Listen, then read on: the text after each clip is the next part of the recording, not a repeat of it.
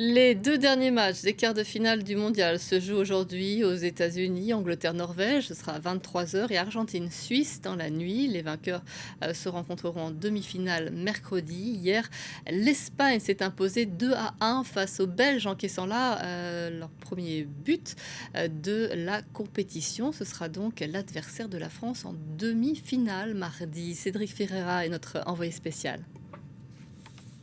Il y a un air de déjà-vu. Cette demi-finale entre la France et l'Espagne fait partie des nombreuses confrontations entre les deux nations ces dernières années. Et la dernière fois que ces deux nations se sont affrontées, c'était il y a à peine 2 ans en demi-finale déjà, mais cette fois-ci du championnat d'Europe qui s'était déroulé en Allemagne. L'Espagne s'était imposée 2-1 contre la France grâce notamment à un but exceptionnel de la star Lamine Yamal, l'attaquant du FC Barcelone qui sera présent mardi pour affronter les Bleus une nouvelle fois.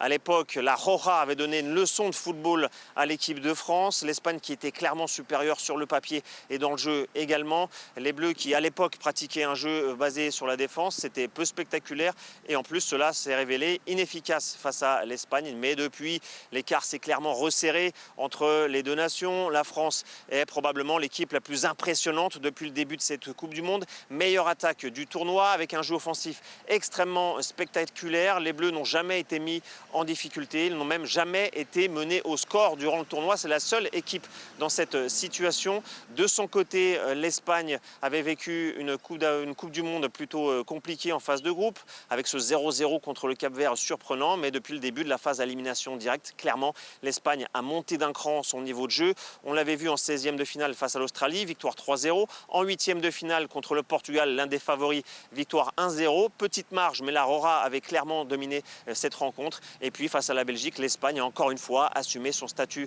de nation favorite. Cette fois, ça promet un choc entre deux prétendants au titre mondial. Pluie de stars sur le terrain, Kylian Mbappé, Michael Olise, Ousmane Dembélé, Lamine Yamal d'un côté, Pedri, Rodri, voire Fabien Ruiz, champion d'Europe en titre avec le PSG.